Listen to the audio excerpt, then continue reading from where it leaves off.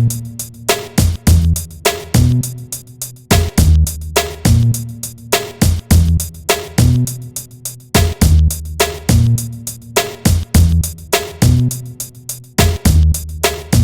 up? This is Fedor.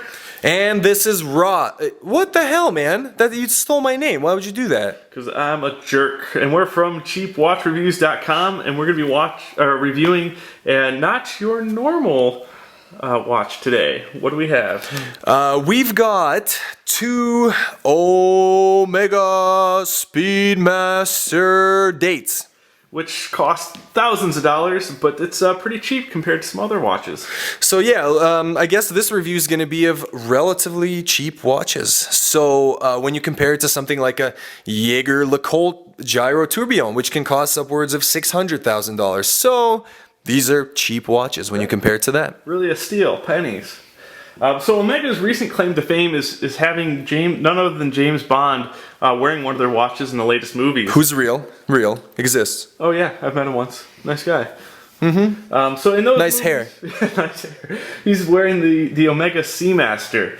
But the original and persistent claim to fame is the Speedmaster Professional being the first watch on the moon. And yeah, one thing I was going to mention about the Omega name, it was actually stolen from a fraternity from the University of Michigan.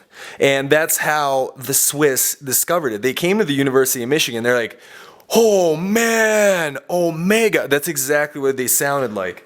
So anyway, all kidding aside, let's go through some specs quickly of these two watches. So in terms of the cases, we're going to take a look at this one first. It's a 40mm case. It's a 14mm thick. It's both brushed and polished stainless steel. It's got a decorated and embossed case back, which we'll take a look at a little bit earlier. And it has kind of the traditional... And if by earlier you mean later, yes, then you're right. It has the traditional chronograph kind of locations at the 2 o'clock, 3 o'clock, and 4 o'clock. So the crown's at the 3, and then the two pushers are at 2 and 4.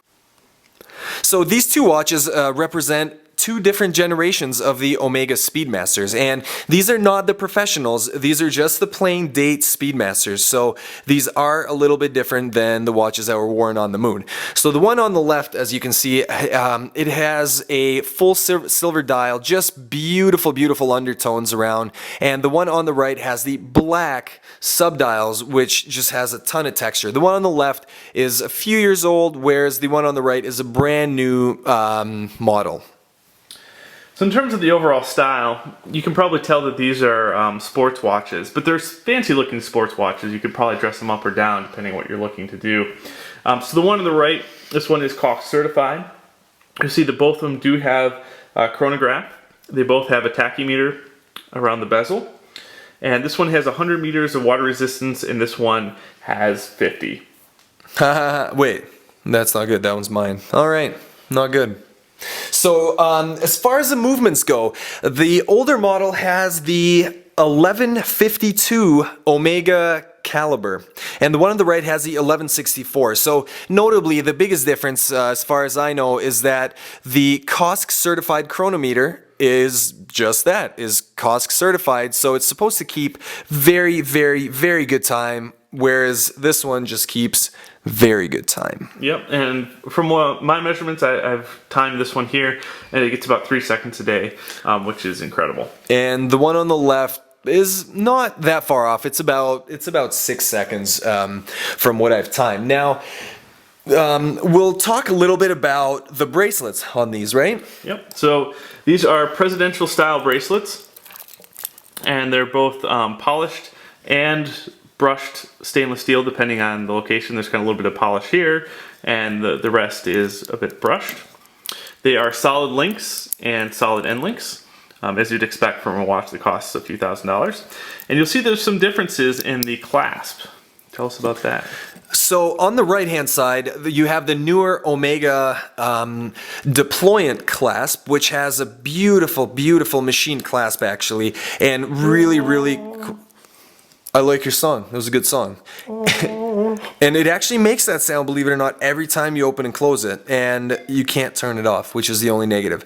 So in any case, this one has, as you can see, a push button release, which when you press, it opens up the clasp, and it actually has what's kind of a neat feature is an extension on it, which allows you to just easier ingress and egress of your wrist as it's going into. This is really fun. I mean, it's honestly a nice feeling piece, even though it's stamped steel. And of course, this is quite nice feeling as well. Maybe it's not quite Nicer. as fun. But it definitely feels more solid than the stamped steel on the older model. I'm not gonna lie, it feels great. Feels pretty good. Feels pretty good. So this is a 20 millimeter bracelet here. I believe yours is slightly smaller, maybe 19. Yeah, 18 or 19. Yeah, and you'll see that this is non-tapered. Yeah, neither is this one. Is this one tapered? I don't think so. This one is tapered. Oh, it is tapered. Maybe that's why. Yeah, maybe that's So looking at the dial, this is probably one of my favorite things about this watch is just how much detail and depth goes into this dial. You see on this one here, the chapter ring does have kind of the black background and the white and red accented indices, which just looks really, really nice. And then the subdials themselves are actually really textured too. There's a lot of depth to them. When I catch the light right, you'll see that there's kind of 2 levels of depth there, which really just looks really beautiful. And then you'll also notice on the outside of the chapter ring here, that's smooth, but the inner dial is actually machined and textured as well. So every time you look at this, there's just light kind of playing off of all these different accents, and it's subtle but just really striking. And the older model on the left also has a absolutely fantastic dial, which typically most of the Speedmasters come with the black face, and this one actually has the full silver face. But it's definitely not your typical boring kind of monotone silver dial. It has I'd say probably 3 or 4 different shades of silver, different texture materials, slightly different depths on the subdials, and it has a almost polished chapter ring around it. Yeah, it's just a fantastic looking watch. Both are different, but both are beautiful in their own right. Yeah, I don't think we need to point out some of the obvious things like where the date is, but these are chronograph watches. So you notice that the second hand is actually, typically seconds are measured here until you activate the chronograph, in which the second hand starts moving. You'll see that it's a very smooth, high beat movement there. It looks really beautiful, just very, very smooth and fluid, which looks great.